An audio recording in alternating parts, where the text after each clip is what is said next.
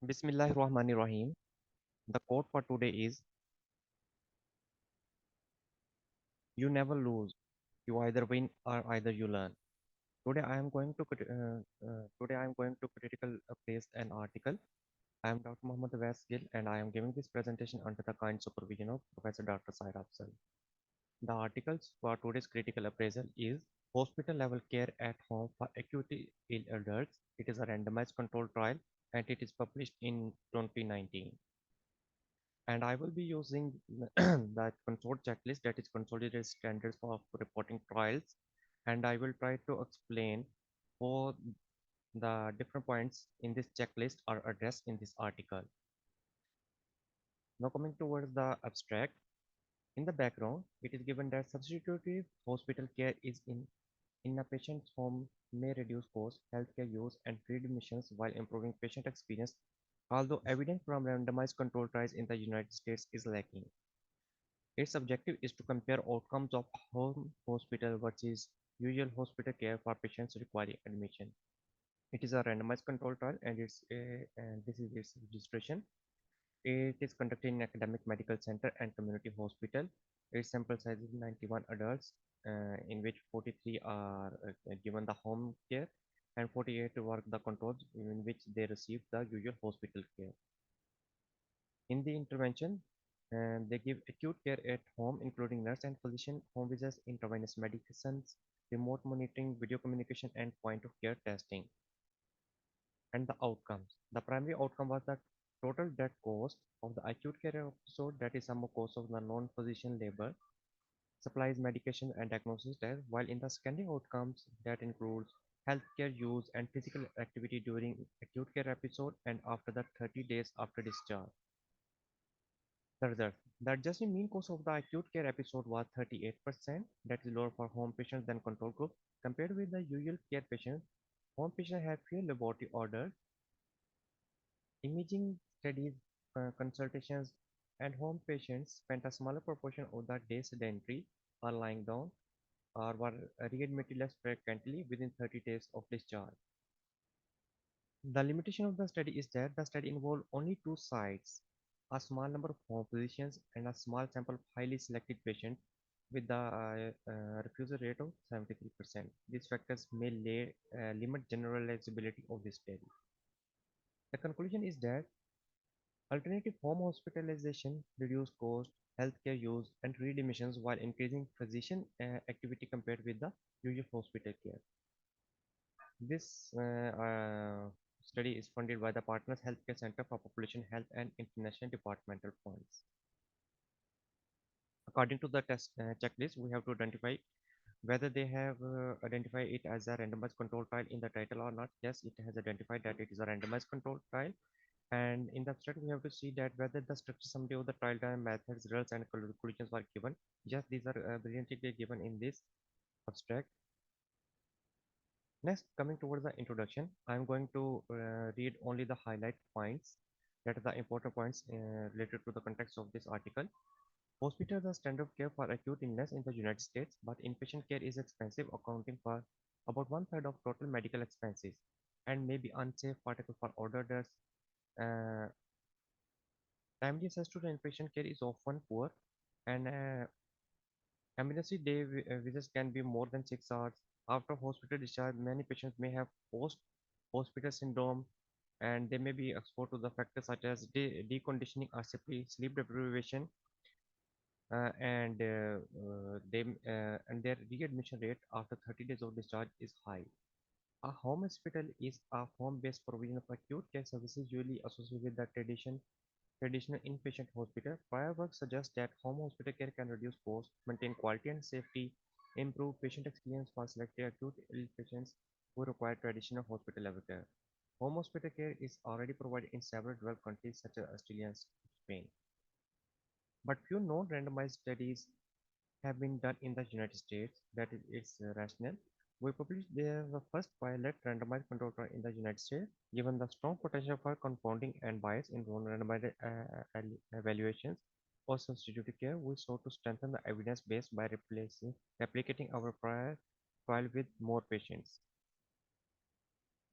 In the introduction, The scientific background and the explanation of the rationale has been given that this study has not been conducted in the United States priorly, and the specific objective or hypothesis has been given. Their objective is to evaluate the costs and the healthcare benefits in home and hospital care. Now coming towards the methodology, it is a parallel randomized control trial in which participants were randomly allocated to home hospital care, that is intervention, or the control group in which the hospital care is given to the patients. The patients were enrolled between 2017 to 2018. Where patient study staff and physicians were not blinded to any allocation status. Uh, uh, there was no blinding done at all in this study. This internally funded study was stopped early because of the some of the hospital needs, and this is the registration number of this trial, and the informed written consents were taken prior to the randomization from the patients. Setting and participants. Adult participants were recruited in the emergency department at Birmingham and Women's Hospital and Birmingham and Women's Quaker Hospital. Are such assistants pre-screening patients to ensure that they were not presenting for trauma or static evaluation and did not live outside of the catchment area. After the emergency department attending physician decided to admit a patient, here she would call the triage hospitalist as per usual protocol. If these physicians agree that the patient met preliminary inclusion criteria, the home hospital team assessed the patient for eligibility, interest, and consent. All hospital-based attending physicians received education on the trial and its inclusion criteria. One goal of enrollment was minimal disruption of the emergency department. No participants were eligible for home hospital care if they were resided within a 5-mile catchment area, had the capacity to consent, were aged between 18 years or older, and had a primary diagnosis of any infection, heart failure, exacerbation, COPD exacerbation, asthma expectoration, or selected other conditions. And this whole eligibility, inclusion, and exclusion criteria is given in the tables in detail. Those patients were excluded if they were residing in a long-term care for rehabilitation facility, required routine administration of controlled substances, required more than the assistance of one person to reach a bedside commode, or were considered to be at high risk for clinical deterioration on the basis of validated general and disease-specific risk for alcoholism. Now the randomization and intervention. Eligible participants who provided informed consent were randomly assigned to the usual care or the hospital or home hospital by the study staff. Randomization was stratified by infection, heart failure, COPD, asthma, and other diagnoses. Block sizes between 4 and 6 were randomly selected, and allocation was concealed via sealed opaque envelopes. An outside statistician generated the randomization using SAS. All patients receive at least one daily visit from an attending general intern and two daily visits from a home health registered nurse. The home hospitals could provide respiratory therapy that includes oxygen interventions, medications, in-home radiology services, and diagnostic services. And the participants, their activities are monitored by the small skin patch, and the participants are communicated by the video calls, phone calls, or other messages. And the home hospital attending physician was available 24 hours a day for urgent issues and visits. But in this article, they did not mandate the use of treatment pathways or algorithms for the home hospital group. Participants randomly assigned to the control group, usual care in the hospital, and they received the usual care that was given in the hospital.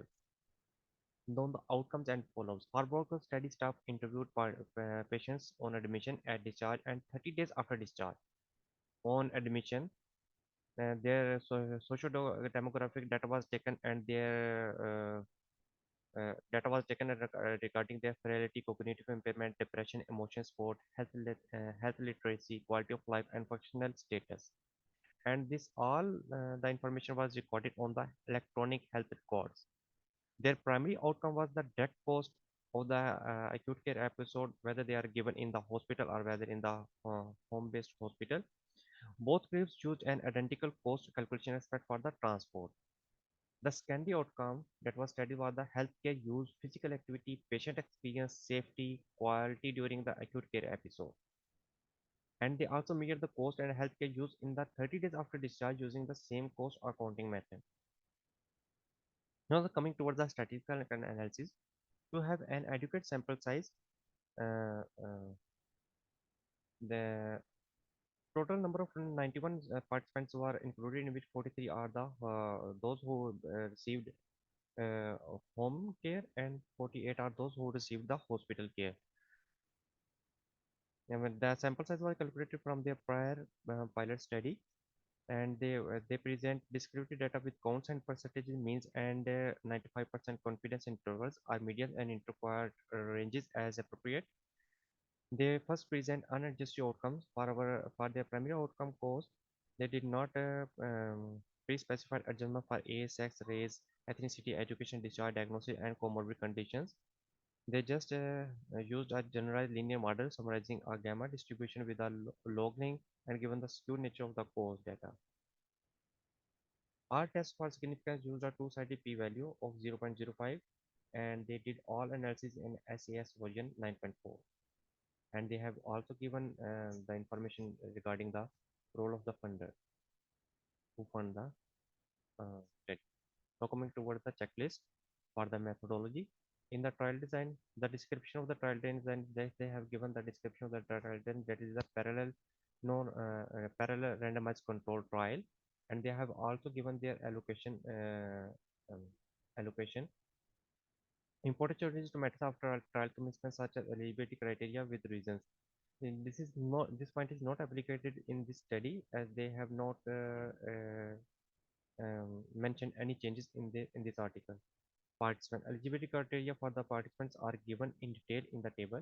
Settings and locations were where the data were collected. Just they have explained the setting, and that they have collected the data in the emergency department prior to taking in the starting of the study, and then they collected data on the electronic health record form. Then is the intervention. The intervention for each group with sufficient details to allow replication, including who and when they were actually administered. Yes, they have mentioned about the intervention that they have given in both groups, in the home hospital group and the hospital-based intervention group. Outcomes. Complete define the pre-specified primary and secondary outcome measures, including who and when they were assessed. There they have given the primary outcome, that is the healthcare cost of the acute episode, and the secondary outcome, that is the quality of life, healthcare usage, and other measures. And any changes to trial outcome after the trial commenced with reasons, no, this is not applicable in this study. Sample size. They explained how the sample size were calculated using their uh, uh, prior conducted pilot study. When applicable, explanation of any interim analysis and stopping guidelines. Yes, they have given the guidelines that their trial was stopped because of the hospital requirements. Then is the randomization sequence generation method used to generate the random allocation sequence. They have not explained how they generate the random allocation sequence. Type of randomization details of any restrictions such as blocking and block size, but this thing that the block size of 4 into 6 was given. Allocation concealment mechanism. In their allocation mechanism, and outsider has given have concealed and mechanism used to implement the random allocation, such as sequential numbers container. Describe any steps taken to conceal the sequence until the intervention was assigned. Yes, they have explained why they conceal the.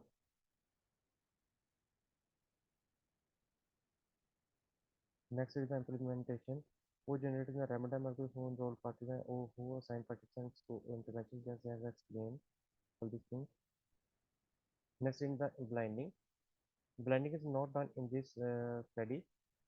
All the participants and the interventionists know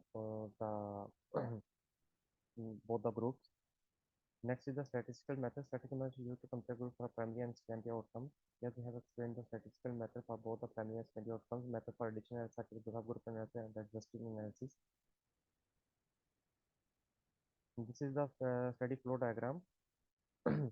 These are the total number of participants who are eligible for including the study that were 248 in which 157 was excluded based on declined by the patients or their caregivers or by the either by the physicians, and then the 91 were left behind, in which 43 were allocated to the home-based hospital care, and 48 were allocated to the usual hospital care. Now coming towards the results.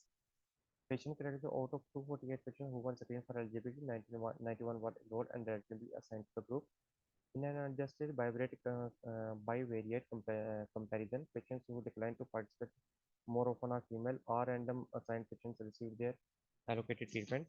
At baseline, patients were generally frail and chronically ill, were frequent users of hospital care, and had excellent emotional support, fair health literacy, fair health related quality of life, and question status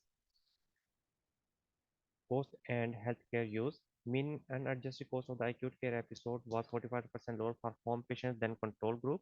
Mean adjusted length of stay was 4.5 days for home patients versus 3.8 days for control patients. During the care episode, home patients had less imaging, had fewer laboratory orders, and less often received consultations. Mean adjusted cost for the hospitalization and 30-day post-discharge period combined was 41% lower for home patients. In Scandi analysis that included physician costs using the number of patients per physician in each group, adjusted cost of the acute care episode was 19% lower in home group, and adjusted cost of the acute and 30-day post-discharge period was 25% lower. Home patients were less often readmitted within the 30 days after discharge. So coming towards the checklist, participants flow. Our diagram is totally recommended. Yes, they have given the diagrams of the of the participants. Requirement dates defining the periods of the requirement and follow-up. Yes, they have given the dates that this trial has been conducted between 2017 to February 2018. While the trial was stopped, yes, they have given that the trial was stopped because of the hospital requirements. Baseline data, they have given the baseline data of the participants that related to their social demographic and other healthcare data at the baseline. Numbers analyzed for each good number of participants included in each analysis and whether the analysis was by the original assigned groups. Yes, they have given the numbers of the participants in each group, outcomes and estimations for each primary and schedule of the results for each group, and the estimate effect size and precision such as 95% confidence interval. Yes, they have explained well in this article. For binary outcome, presentation of both absolute and relative effect size is recommended. Yes, they have addressed this point. And ancillary analysis, results of any other analysis performed including subgroup analysis and gesture analysis, distinguishing and distinguishing pre-specified from exploratory, as they have explained, but they have not explained any important harms or unintended effects in each group. Now coming towards the discussion. In this randomized control trial of acutely ill adults requiring hospital admission, home hospital care reduced costs, decreased healthcare use, and 30-day readmissions, and improved physician activity compared with the traditional hospital care without appreciable differences in quality, safety, or patient experience. The results are in favor of that the whole home-based hospital care was much better in this study. But this study also has limitations, as they have explained in this in their article. First, they recruited participants only from two sites, and only 5 physicians delivered the home hospital intervention. That limits the generalizability of their findings. Their study calculation may be less varied at an institution with different nurse staffing structures, and they cannot exclude the possibility that at least some of the results are due to small number of clinicians delivering exceptional care. However, their academic center has a high standard of care overall. Second, uh, their study was stopped early to facilitate local operational needs. Third, their eligibility included a broad list of conditions so that they could enroll patients typically admitted to the general medicine service and meet the sample size estimate. This approach limit their ability to examine condition-specific outcomes. So, according to the CONSORT checklist, they have given the limitations, and they have also given their generalizability that this study is limited. Their generalizability is limited due to the limitations, and they have given the interpretation consistent with the results, balancing benefits and harms, and considering other relevant evidence. They have given the registration number and the name of the trial registry. They have also given the full trial protocol that can be assessed, and they have also given the source of funding and the role of the each funding source. So this whole article fulfill all the requirements of the consort checklist except losses and exclusions after randomization together with the reason. So together, this whole article is a good article and it has addressed almost all the points in the that are given in the consort checklist. So thank you for today's presentation. Thank